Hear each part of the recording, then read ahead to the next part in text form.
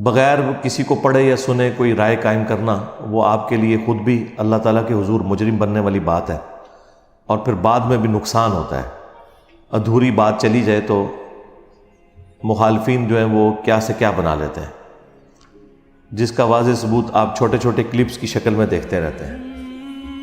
Clips کاٹے اس لیے جاتے ہیں تاکہ آپ اپنا لقمہ کسی اور شخص کے منہ میں ڈالیں،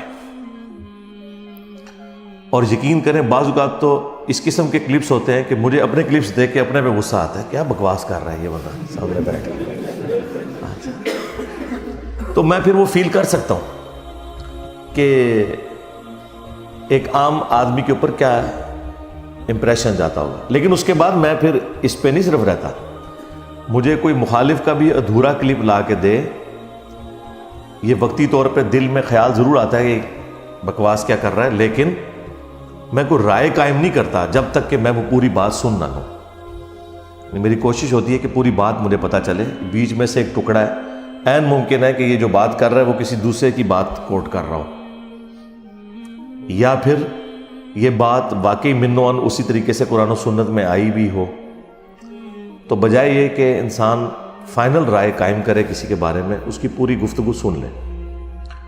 یہی وجہ ہے، ہماری یہ تربیت کا اثر ہے کہ اللہ کے فضل سے اس وقت آلموسٹ 8,000 سے زیادہ تو صرف ہمارے اسٹوڈنٹس کے یوٹیوب چینلز ہیں، اور آلموسٹ 1 لاکھ کے قریب ویڈیوز وہ ہیں جن کے ساتھ ہیش ٹیگ لگے ہوئے ہیں۔ ہیش ٹیگ کے بغیر بھی بے شمار ویڈیوز ہیں، لیکن آپ ہمارے کسی اسٹوڈنٹ کی بھی کوئی ایک ویڈیو بھی ایسے ہی نہیں دکھا سکتے کہ جس میں کسی مخالف عالم کی کوئی چھوٹی سی کلپنی سی کاٹ کے اور اسے کوئی غلط رنگ دینے کی کوشش کی گئی ہو، کیونکہ ہمارے مزاج میں یہ نہیں ہے، نہ یہ تربیت کی ہے کسی کی۔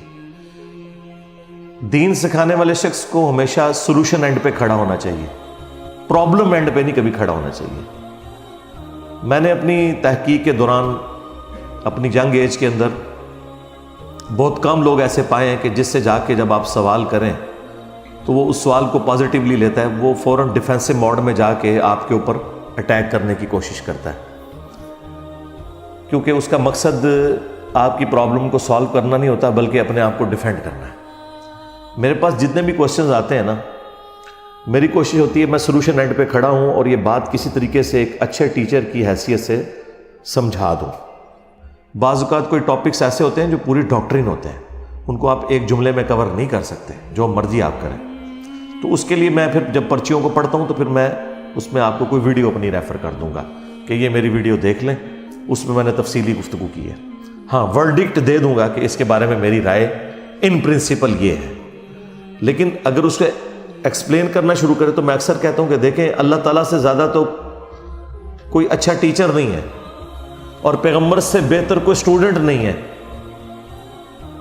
اس کے باوجود اللہ تعالیٰ کو اتنی موٹی کتاب نازل کرنی پڑی ہے بات سمجھانے کے لیے۔ قرآن ایک صفحے پہ بھی ہو سکتا تھا، لیکن وسوسے ہی اتنے زیادہ ہیں، ایشوز ہی اتنے زیادہ ہیں کہ ان ایشوز کو سیٹل کرتے کرتے اتنی موٹی کتاب بن گئی۔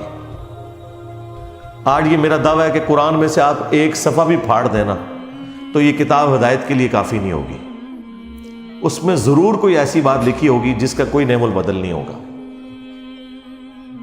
قصہ آدم اور ابلیس قرآن میں 7 دفعہ ہے، 6 دفعہ اگر آپ پڑھیں تو آپ کو پتہ ہی نہیں چلتا کہ مقدمہ کیا ہے۔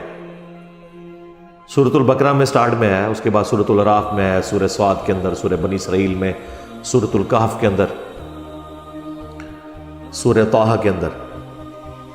سورہ بقرہ میں شروع میں اللہ تعالیٰ نے فرمایا ہم نے فرشتوں کو حکم دیا کہ سجدہ کرو، سب کے سب سجدے میں گر پڑے سوائے ابلیس کے، وہ اکڑ گیا، تکبر کیا اور کافروں میں شامل ہو گیا۔ ابا واستکبر وکان من الکافرین۔ اچھا، سورۃ الاعراف میں بھی اسی سے ملتے جلتے الفاظ ہیں لیکن تفصیل کے ساتھ، سورۃ الحجر میں بھی ڈیٹیل کے ساتھ، لیکن آپ کو 6 جگہ یہ پتہ ہی نہیں چلے گا، الٹا آپ ڈیسیو ہو جائیں گے کہ اللہ نے فرشتوں کو حکم دیا کہ سجدے میں گر پڑو، سب کے سب گر پڑے سوائے ابلیس کے۔ اب اس جملے سے تو ایک عام آدمی یہی مطلب لے گا کہ ابلیس بھی کوئی فرشتہ تھا، اس میں تو وہ اسکپ ہے بات، جو اصل کانٹے کی بات ہے کہ ابلیس کون تھا۔ فرشتوں کو حکم ہوا اور وہ سب کے سب سجدے میں گر پڑے سوائے ابلیس کے۔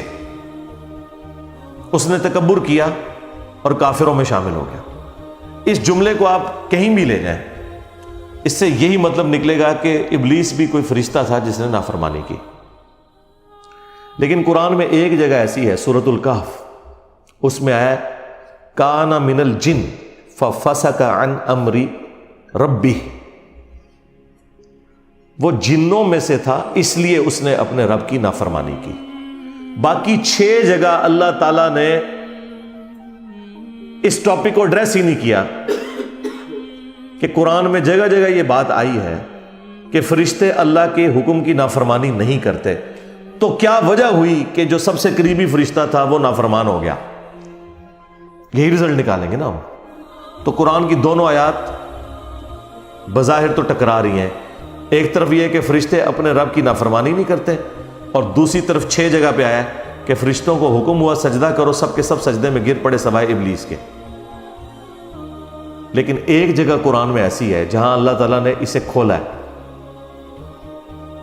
آپ سے پوچھا جاتا ہے تو 6 کی 6 جگہ کلیریفیکیشن آنی چاہیے تھی، جو باقی کی 6 جگہ ہیں، لیکن 7 جگہ میں سے ایک جگہ کلیریفیکیشن ہے، باقی 6 جگہ ان اٹینڈڈ ہے، یعنی کلپ کاٹ سکتے ہیں آپ قرآن میں سے بھی اللہ تعالیٰ کا کلپ کاٹ سکتے ہیں کہ دیکھو ایک جگہ اللہ تعالیٰ فرما رہا ہے کہ فرشتے اللہ کے حکم کی نافرمانی نہیں کرتے، اور 6 جگہ اللہ تعالیٰ فرما رہا ہے فرشتوں کو حکم ہوا کہ سب کے سب سجدے میں گر پڑے سوائے ابلیس کے۔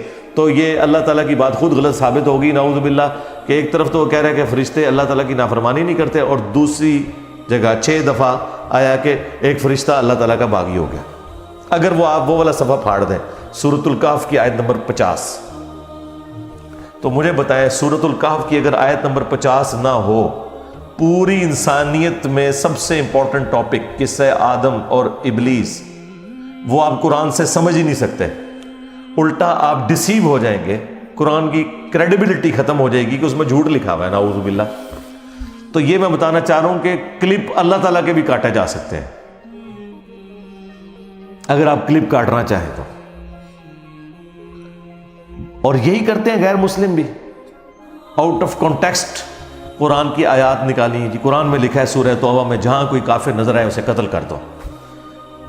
اسلام تو جو ہے وہ ہیومینٹی کا قاتل ہے، حالانکہ یہ ایک اسپیسیفک واقعے کی طرف اشارہ تھا جس میں ایک پیس ٹریٹی تھی کافروں اور مسلمانوں کے درمیان، اور اس میں یہ چیز طے تھی کہ اگر یہ ٹریٹی ٹوٹے گی تو پھر آگے معاملات اس طریقے سے نہیں چلیں گے۔ وہ کافروں نے مسلمانوں کو قتل کیا اور اس معاہدے کو توڑا، اس کے جواب میں اللہ تعالیٰ نے ان کافروں کے لیے کہا تھا کہ اب یہ جہاں بھی تمہیں ملے نا ان کو چھوڑنا نہیں، کیونکہ انہوں نے مسلمانوں کو قتل کیا۔ اب بات ہی بالکل کچھ اور ہوئی، لیکن آپ دیکھیں اتنی موٹی موٹی کتابیں غیر مسلموں نے لکھی ہیں اسلام کے خلاف، اور اس میں ٹاپ آف لسٹ یہ والی آیت کوٹ کرتے ہیں کہ جی جہاں بھی کافر نظر آئے ان کو قتل کر دینا۔ تو کلپ تو قرآن سے بھی کاٹا جا سکتا ہے، لا تقربوا الصلاۃ، نماز کے قریب مت جاؤ۔ آگے لکھا ہے وَأَنْتُمْ سُكَارَىٰ، جب تم نشے کی حالت میں ہو۔ قرآن میں یہ بھی لکھا ہے کہ عیسیٰ ہی اللہ ہے، ان اللہ هو المسیح ابن مریم، بے شک اللہ ہی عیسیٰ ابن مریم ہے۔